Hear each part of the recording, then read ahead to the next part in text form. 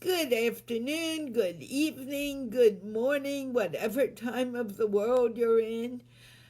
I am Carla, and I am here to speak to Yollana Shore in English. Well, she speaks English, she's from Australia, about her life, her work, and her passions.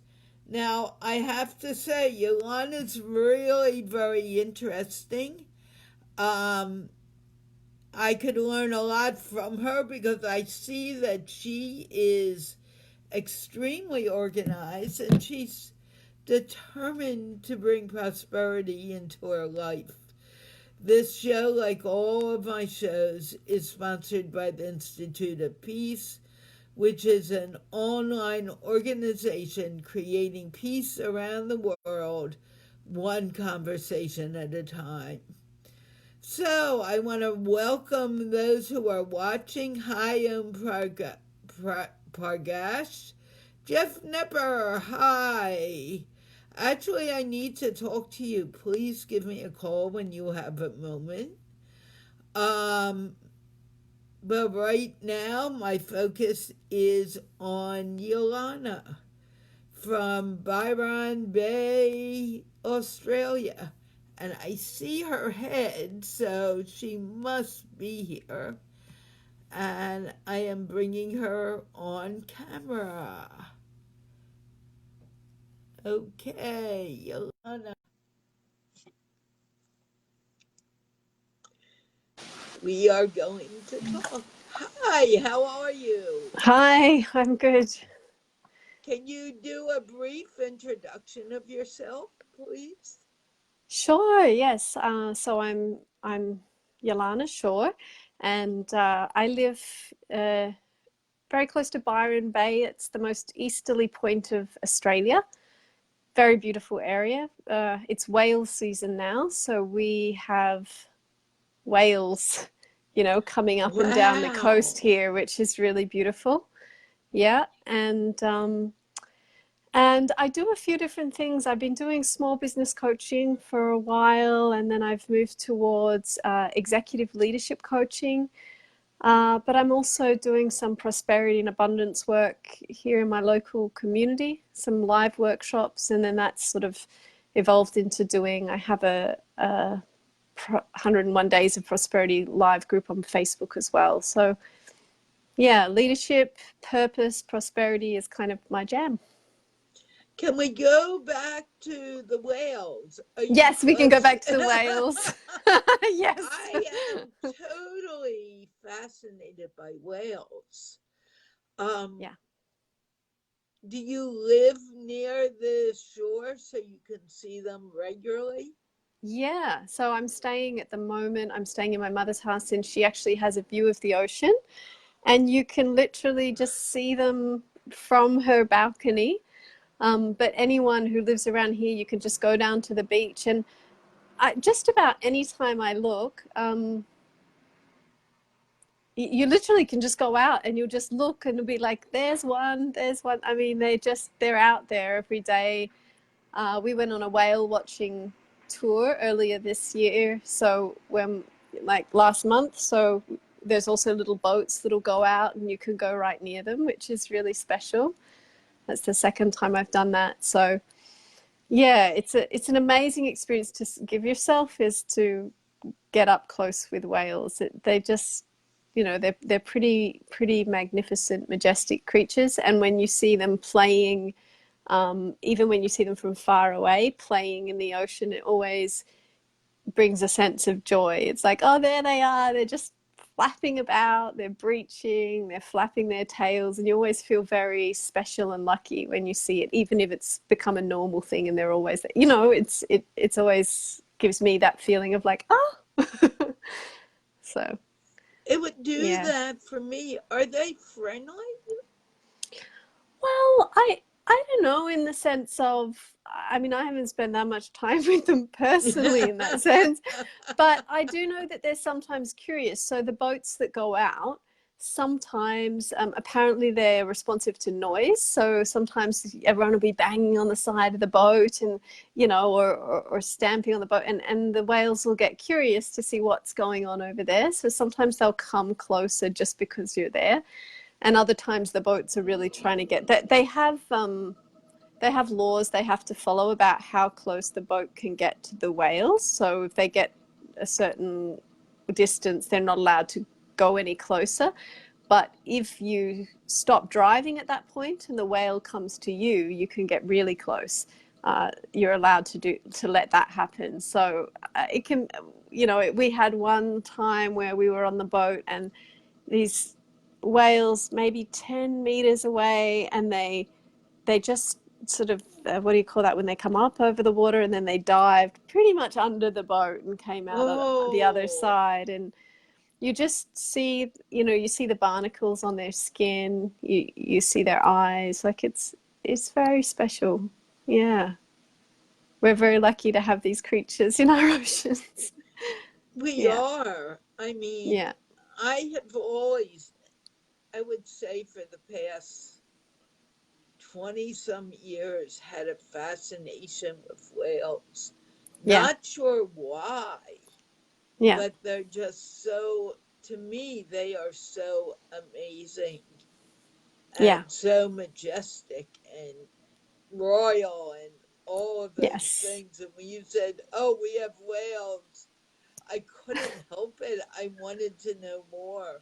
Yeah, they are majestic and they are playful, like sometimes when you see them there and they'll just slap their tail and they'll slap it again, and there's a whale and I don't know where its head is, but its tail's just like slap, slap, slap, slap, slap, slap, slap, slap, slap, slap, slap, like they can do some pretty crazy antics that just seem like same as dolphins. Like it just seems like they're out there having fun, really. Yeah, I have that thing about dolphins too. Yeah. Although I hate to see these animals in captivity. Mm-hmm. I'll just quickly say this. I was Yeah. in San Diego for a few weeks once, and I literally spent a few days just going to SeaWorld, just so I could see the dolphins and be around them and see the whales. And I felt bad because they were in captivity, and why keep them in captivity for me? But they're majestic and beautiful, and I just couldn't. Well, many years ago, I read about a woman who lives and works in Hawaii. Her name is Joan Ocean, and she does work with the dolphins out there and takes people out on trips and does retreats. And they also do sort of spiritual retreats to do with kind of communicating with the dolphins. So I was very interested in that. And I kind of wanted to go on one of their retreats, but I sort of gave up on it after a while. I just went, oh, I'm not going to get to Hawaii and it's too expensive, or I just didn't, it was just, I wasn't in that time of life. My kids were young. And a couple of years ago, I was, it's like my circumstances had changed. The kids had grown up a bit. I actually had just divorced, and I just felt like, okay, this is something, and I just remembered again, and I'm like, oh, this is something I've always wanted to do. Oh, that's right. And the cheap tickets, Jetstar started flying to Hawaii, and I suddenly realized, it became really affordable to get there from here. So I straight away, when those tickets came out, I just booked to take the kids overseas with me for the first time, which was really special. And we went and visited this woman that I'd read about 10 years before, and we went out on the boat with her swimming with the dolphins on the big island in Hawaii. And that was also a really beautiful, special experience. I could have just done that every day, maybe for the rest of my life. I was so happy just swimming around with the dolphins.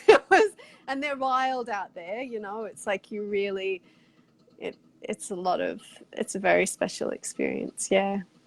And it's important that they're wild and they're not being contained. Yeah.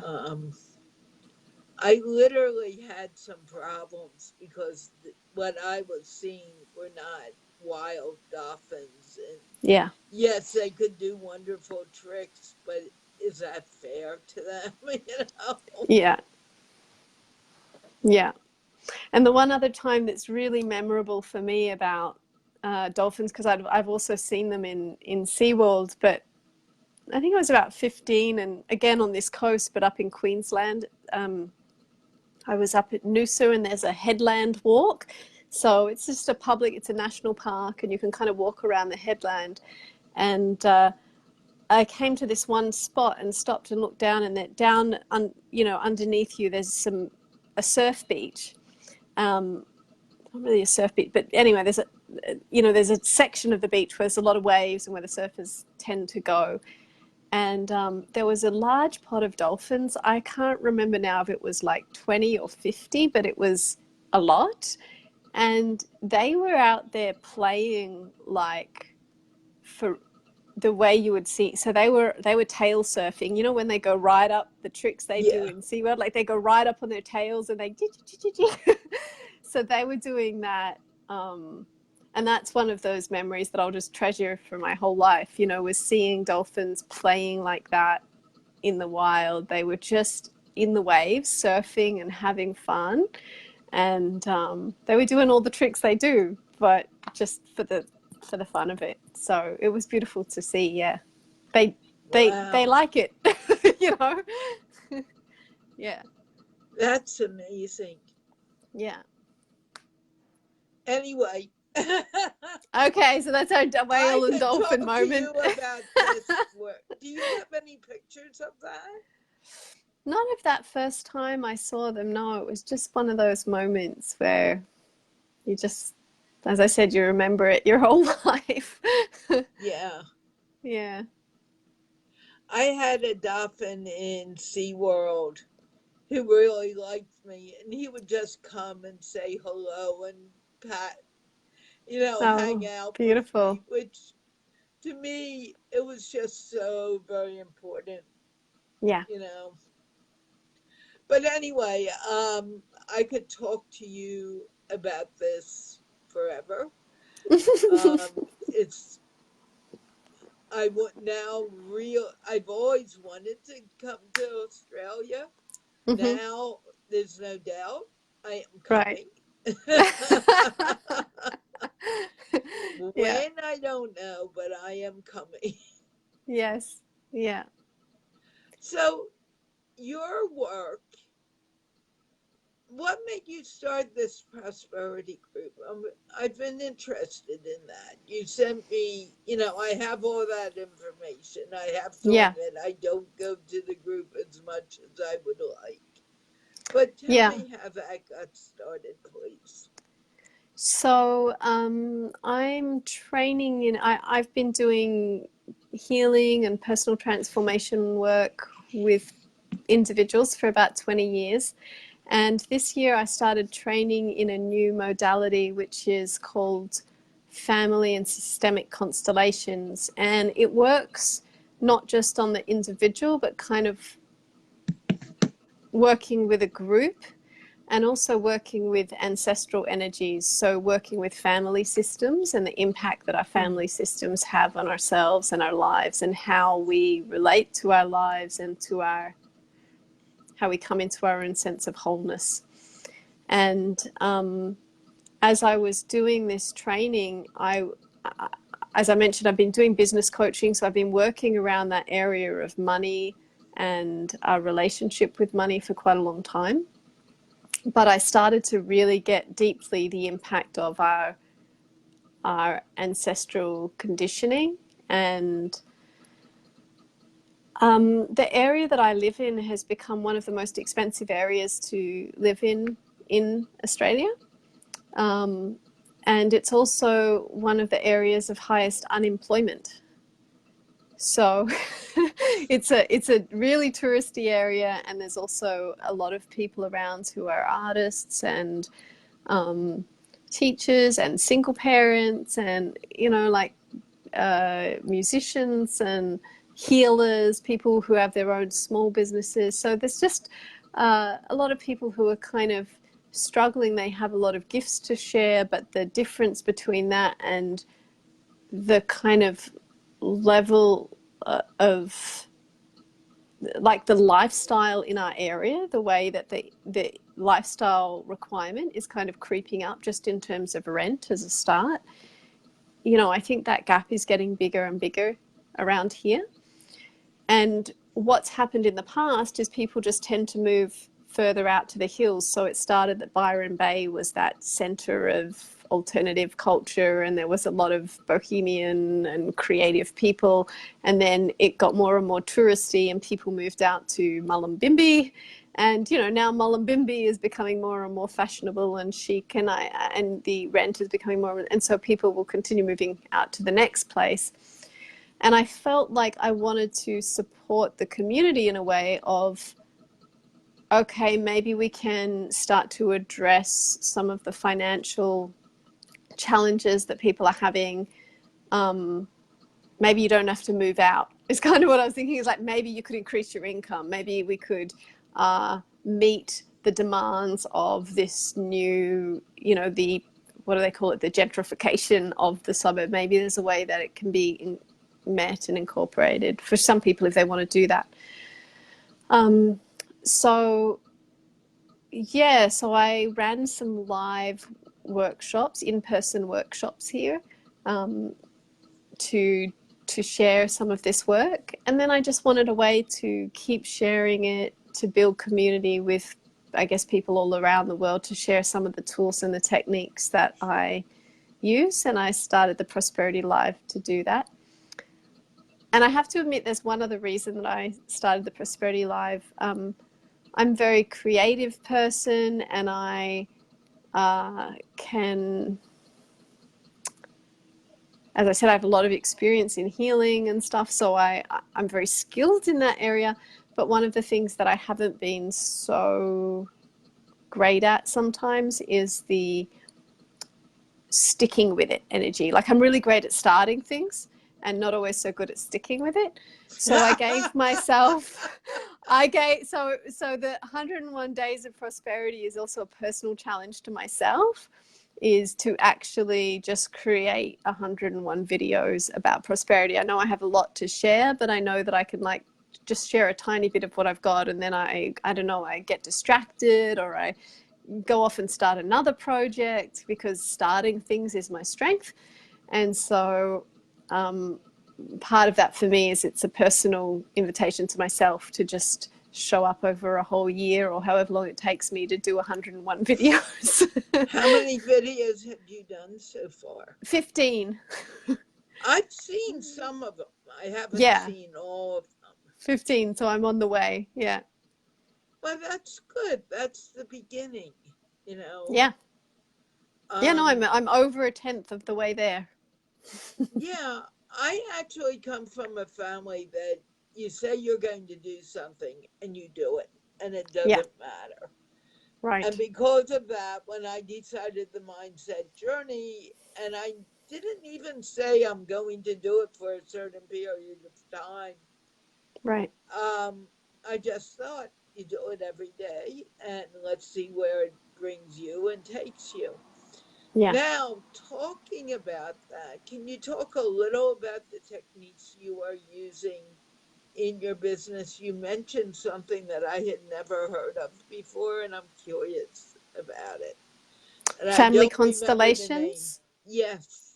Yeah, that's an amazing piece of work. So a guy called Bert Hellinger, who actually just passed away last month at the age of 70 or something, or 80, but he'd been, he's a German Swiss, oh God, I'm sorry, I don't know all the details. Okay. Anyway, he was a family psychologist, psychotherapist, working with families, and was finding that, as I said, that you know, people would bring, for example, children and say, oh, you know, this kid is having these behavioral issues.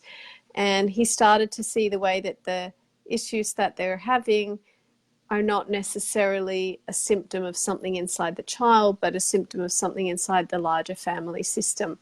And that that's not just in the immediate family, not only just in the parents. It may not even be something conscious. So it could be the child has a very stable and happy, apparently, family life here, but it can sometimes be unconscious traumas or wounds or dysfunctions from previous generations, from grandparents, even people who've passed away, where there's some unresolved issue that's kind of distorting the system. And that it's funny, it's a little bit like there's that old Bible saying about the sins of the fathers on the children or something. And I don't see it from a space of sin, but on the space of, if you think of a family system as an entity of its own, of a being, and that when something and this being sort of spans through time,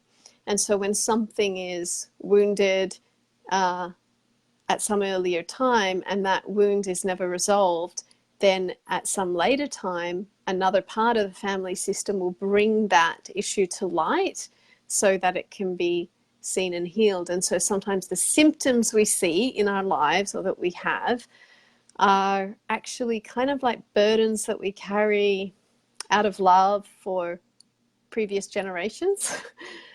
Unconscious love, as out of our loyalty to our family systems, even for those people who are a little bit disconnected from their current or from their family system.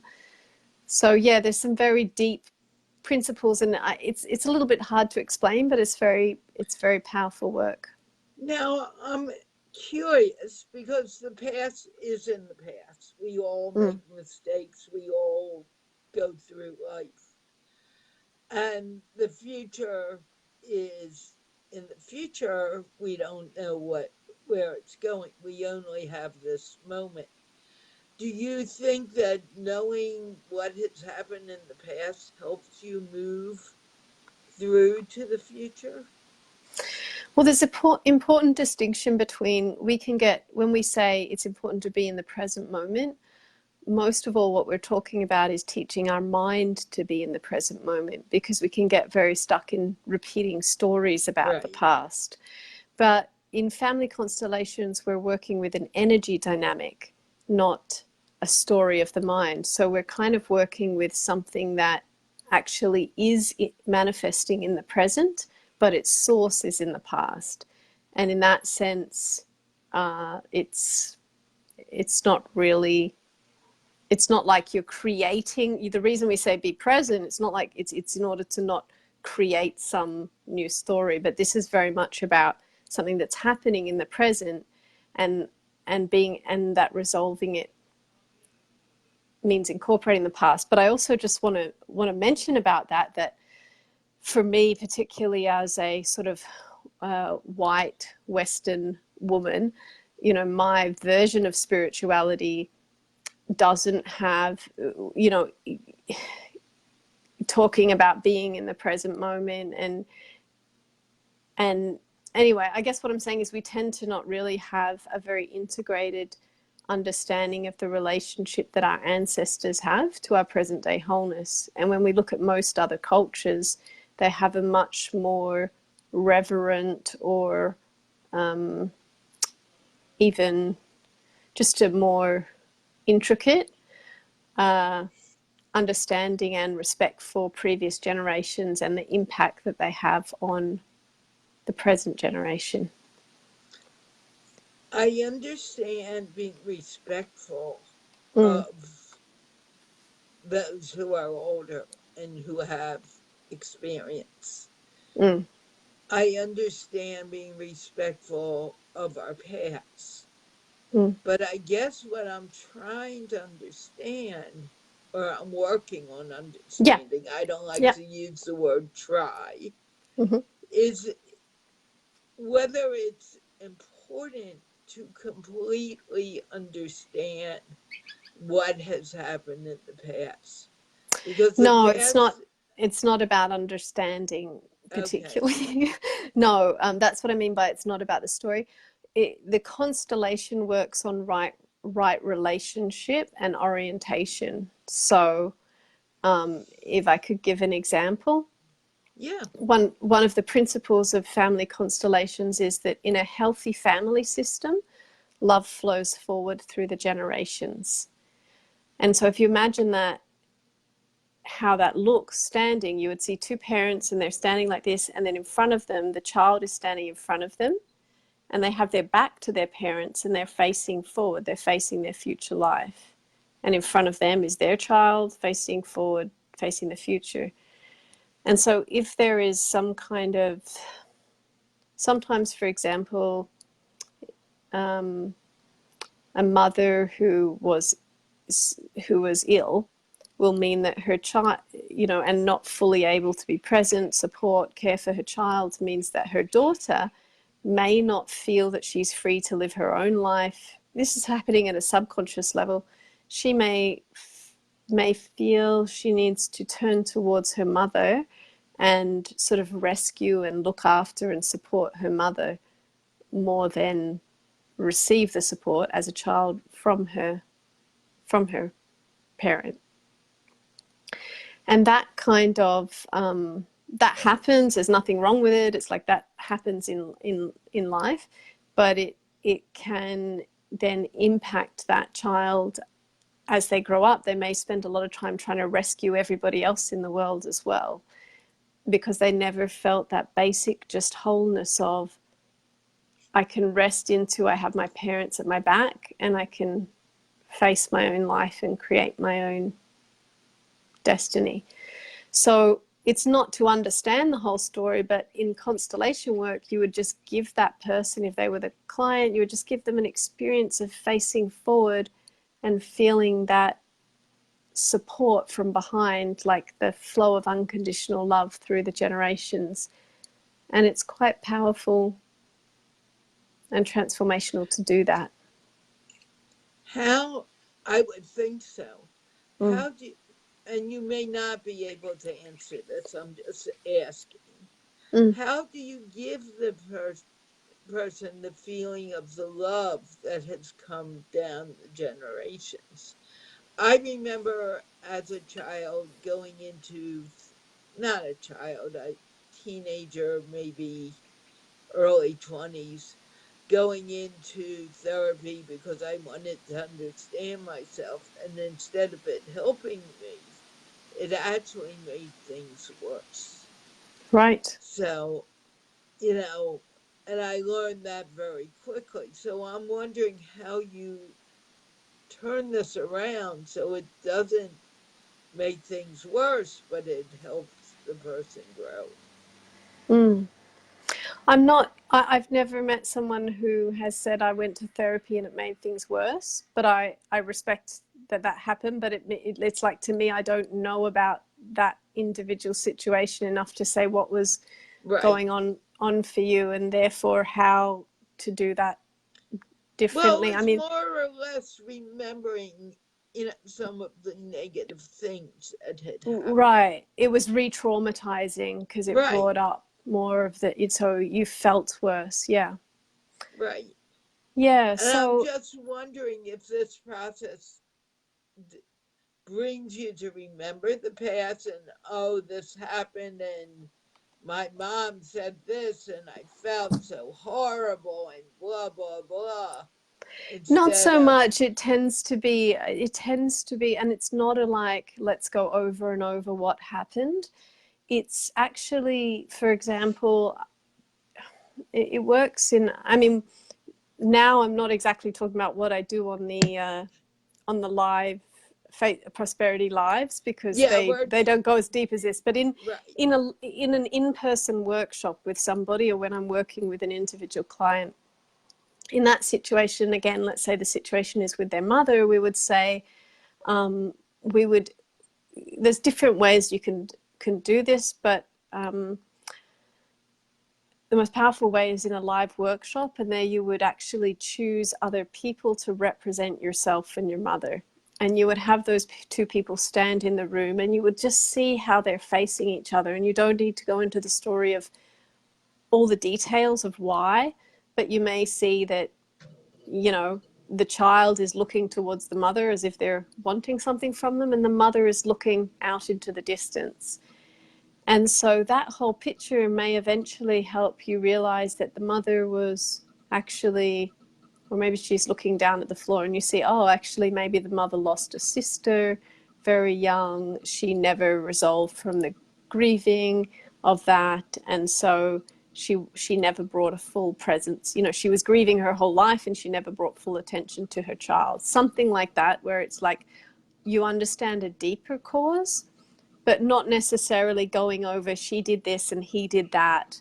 And that's, Right. you know, so it's not this back and forth. It's like, oh, you really see the deeper, it's much more about working with the souls of people Okay. and bringing the souls of families into right relationship with each other in the present, even And if some that's of what those people have passed over. Yeah, and that's what I was getting to. I didn't want to go into details, of but course. Yeah, I just think some of the memories that come up kind of leave you, why am I thinking about this? This isn't helping me to remember this. yeah, And, you know, I had good parents, don't get me wrong. They were yeah, very loving and very, a lot of prosperity and a lot of good things happen. So I yeah. do want to clear that up after saying what I said online. Sure, of course. Um, and I think it's hard for people to understand what therapy is and where therapy takes someone. And of Mm. course, this is not what you're doing in prosperity. I was just curious. As I told Yeah, you earlier, I never know how the conversation will go. It takes a life of its own. it's fine. I mean, I think I've never myself been a you know, I think there are, I guess what I think is there's different types of therapy or healing that are helpful for different people at different times. And so I just encourage someone who's listening, if it's like, if they feel like they need help with something in their life, if one thing doesn't work, it's like, you can still try another thing. It's like, but to be learning from your, oh, I didn't like this part of that, but maybe there's a different approach to Right. this that would support me. And I think there's so many, I guess, tools, technologies out there, and they're, you know, all have different ways of supporting us. Our systems, like to work at fully functioning as, you know, to feel fully ourselves, to feel fully like I'm living my potential, I'm connected with who I am. It's a physical thing, you know, so that's like your diet and your, you know, your, I don't know, exercise, your, as we were talking about this morning, your space and, you know, your organization and your home and your community. It's your friendship circles. It's the people you connect with. It's, you know, the water you drink and the minerals you take. And then there's your emotions and the relationship you have with your emotions. And then there's your mind and your belief systems and the way you think. So there's, and then there's the nervous system now. You know, there's a lot of work that's now working more on the nervous system. And then there's your energetic body or your spirit or your soul healing or your karma cleanse. So as I'm saying, there's just so many modalities and ways of approaching these. And I'm sure that there's always something that's, you know, we can always, I'm a bit of a lifelong learner healer. So there's always what something you can do. what kind of Yeah. healing do you do? So in 2001, I trained with a woman called Brandon Bays in a modality called the Journey. And it's basically mostly, how would I describe it? It's done one on one. Kind of the person is sitting with their eyes closed, but it's talking, but it's not like just, it's kind of a guided journey. And we use emotions as the gateway to your soul. So normally we have the experience that if we have like a negative emotion, we kind of want to get away from it. We don't want to feel anger or sadness or fear. You know, they're the things that it's like, oh, quick, let's eat some food or watch some Netflix or call a friend or change our mindset or do a meditation like we try and fix our feelings. And this process actually is a way of I just sit with people and help them to be present with their feelings. And what we found is that when you're really present with an emotion, it only ever lasts a moment. Yeah. And then it goes. So you see that with little kids. They're like, oh, and then they're like, rah, and then they're like, oh, and then wee, and it's just life. Right. Just moves through. And yet when we avoid or push down, we have a lot of different ways of suppressing or resisting our emotions. That's what tends to keep them in play longer. So the thing that we really don't want to feel can kind of get stored in our bodies and pushed down, and it's the thing that we end up actually feeling more of in some way, or something close to it, so often depression or anxiety is kind of there's other emotions underneath it, and it's like a little bit of a blanket or a screen for some other emotion that just hasn't, that we were never able to just get present with and feel. So it's a way of really being present with those emotions, and we find there's a cycle. So it'll go like anger, sadness, fear, law, I don't know what it is, and then relief, peace, joy, expansion,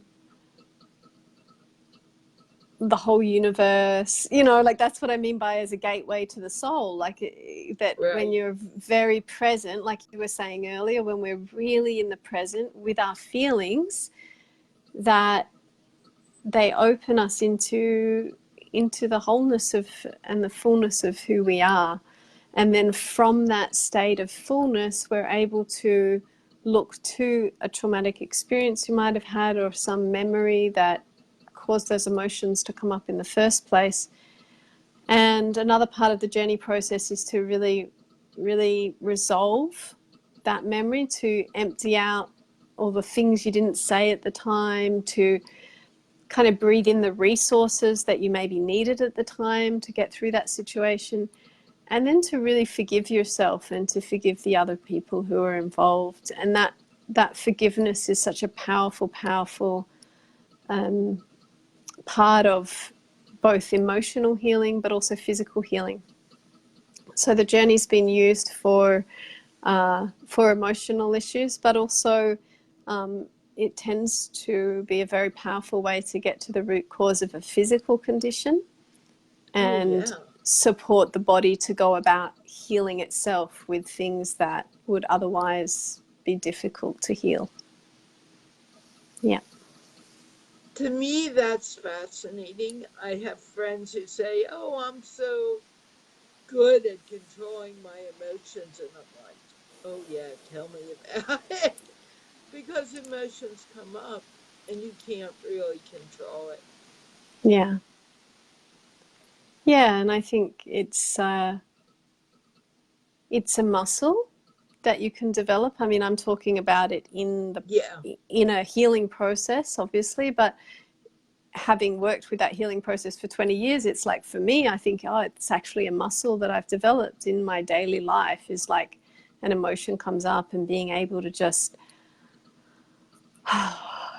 be with it and make more space. And I think that there is more, some of the work that the journey's done in schools, for example, has found that, it's like our unresolved emotions interfere with our learning and our creativity and our joy and our communication. So being able to, just be present and open through difficult emotions, it makes you smarter. It makes you more creative. It opens you to your own potential and capacity. I agree. I think emotions are a big part of our lives, yet we're happy to pretend, oh, they don't belong or they're not there, but they are. Yeah. You Yeah. know, I have a friend who says, I have I'm not controlled by emotions.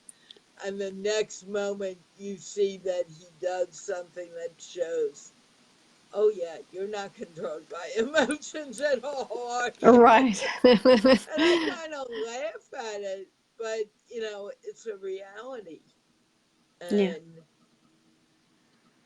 anyway, we are over half an hour, and I know that Oh, I you didn't have other realize. things to do. Um, Do you we want to can stay read? on a little bit longer. What, how long is it? Let me look again. My video is just We're stuck on on 6 40 minutes. So, minutes.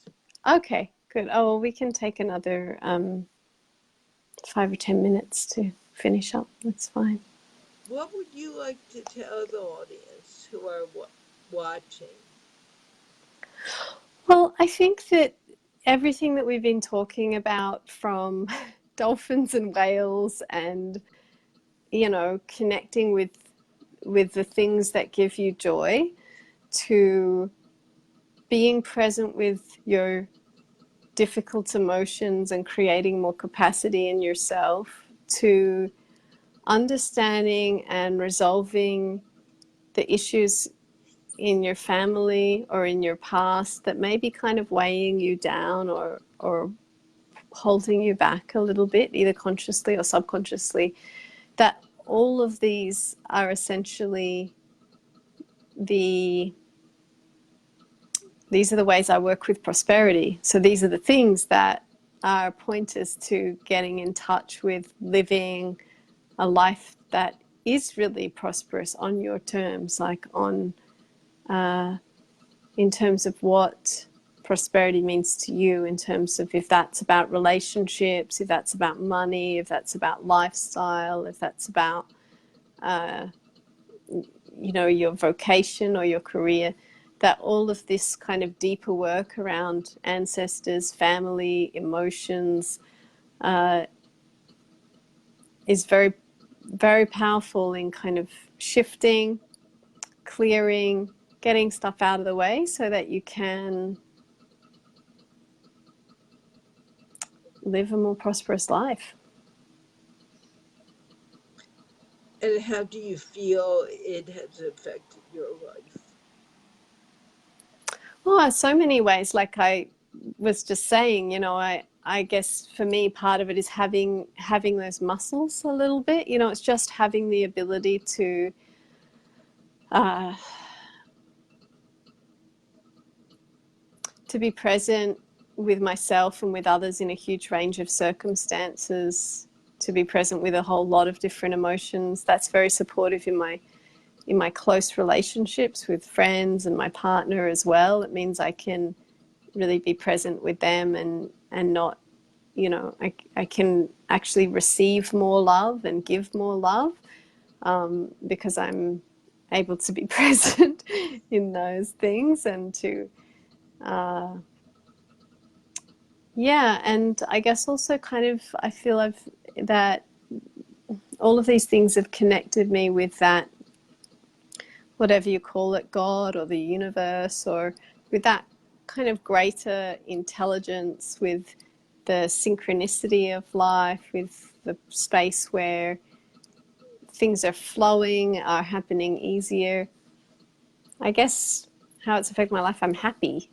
So it's, you know, it's brought a lot of happiness and freedom, confidence, joy. Yeah. So it has been something very powerful for you, and you have grown Yeah, all of those because of it. things. Yeah, absolutely. Yeah. And also, Wonderful. I guess the gift for me of being a practitioner with all of this stuff is then to see it. It's another gift again, is to see people having transformational experiences, the clients that I work with, just to see them, you know, really let go of things that had upset them, or really discover, like sometimes someone has an area of their life they're very stuck and they just don't know why they're stuck in that area. And then, you know, something like the journey or the constellations process, it's like it reveals what's really going on, and the sense of relief or surprise or that, you know, and the ability to move forward that comes from that. Yeah, that's Very always a joy nice. to witness. Yeah. Yeah. Yeah, I agree. It's a joy to witness the growth of someone. Yeah. Um, I have to admit, I'm still stuck with the friend who says, I don't have any emotions. And I see that a lot. And you kind of brought up some points that I needed to hear in Mm. dealing with that person. Yeah. Yeah, I think we all have emotions, and having a good relationship with them is good. But you know, people always have their reasons for why they are the way they are too, and often it's their survival strategies or coping strategies. So the way we deal with our emotions is the way that we had to deal with them to get through certain life situations, especially as children. So I'm sure your friend has that too. It's Do like we're you all just think how we are. do you think that people who are kind of scared of their emotions will need to grow into them at some point? I think you always have to be careful about thinking that somebody else needs to be a certain way. So I think And I that's, agree with yeah. that. You can't Yeah. make a decision of how someone else needs to be. You Yeah. can only make that decision for yourself. Yeah. A really beautiful activity to do. I don't know if you've heard of Byron Katie. She has a process, the work of Byron Katie, which is where she calls it the turnaround. So whatever it is, whenever you're thinking something about somebody else, like my friend needs to be more. I'm going to use your example, so I It's apologize. It's a bit vulnerable, no but problem. yeah. So my friend needs to. My friend thinks they don't have any emotions, and they really need. You know, they're kidding themselves, and they really need to look at their emotions and to be more versatile with them, or something. And the turnaround is when, before you talk to your friend about that, you talk to yourself about it, and you say, well, what if it's me? I need to I sometimes don't deal with my emotions, and I need to be more versatile with them, and connect with my own emotions. And you can also turn around and say, my friend doesn't need to do that, or you know, just play with, you know, the way the thoughts that we have about other people, and just look for how we might apply them to ourselves. And then if you do find that, even if it's in a much more subtle way than what you see in your friend, if you do that work with yourself first, then you can really lead by example. And in fact, you don't even need to tell them about themselves. You can just say, Right. I've realized that I've been working with my emotions, and I've discovered this is how it's really benefited me. And they can see that you're not, it's like, it's not preaching. They can literally see, I'm not saying you would preach to them, but you know, it's like they can literally see it just makes sense. And then they're inspired to go on their own journey or not with that. But that's I yeah, don't, in this case, I don't talk to the person about emotions. I look at myself and say, okay, yeah, because yeah, it's too much. That yeah, person, it's not appropriate. And I yeah, don't, why put salt on a wound? You don't want yes, to. yeah, yeah. Yeah, I think that that's a very compassionate response. And I was thinking about this morning before coming on the call, that at the end of the day, we just all need a lot of gentleness, a lot of Right. compassion for the lives And we live. especially when someone is not so nice, that is the Yeah, time the person needs more love and more concern, and stop thinking about yourself but begin thinking of how that person may handle it. Yeah. Yeah. And I know I have someone who's very dear to me and very close to me. And if I'm not feeling well, I happen to know that person isn't doing much better. Yeah. Whereas in the past, I thought, oh, that person's doing much better. I can call and talk to the person. But actually, that's the worst thing to do. Yeah. Yeah. And Great. I've learned after time of screwing up so many times. Yeah. Yeah. Good. But thank you so much for your time. I know that I've taken more time than expected, but I also feel the whales and the dolphins and everything we spoke about It came needed to be together said. right, Yeah. came in a very beautiful manner, and Yeah. I'm very, very happy we did this. That's great. Thank you so much, Carla. Thank you for having me. And yeah, I hope it's helpful. I don't see if there's comments or anything, but I'm sure I'll Don't even we'll hear worry. later, and happy to Whatever needed to be said, I let you know. But there isn't any comments that we needed. chat about. Great. Right. All right, good. Well, take good care. Thank you very much. Same to you, and maybe we can do this again sometime. Yeah, that'd be great. Before I go, I want to remind people that this is sponsored by the Institute of Peace, which is an online organization creating peace one conversation at a time. And here, where I'm in the United States, she can't get your name right now. I know. Yollana. Yeah, Yollana. Yollana is in Australia, and yet we connected like we were in the same home and sitting in ours in the living room and chatting. That's the value of technology.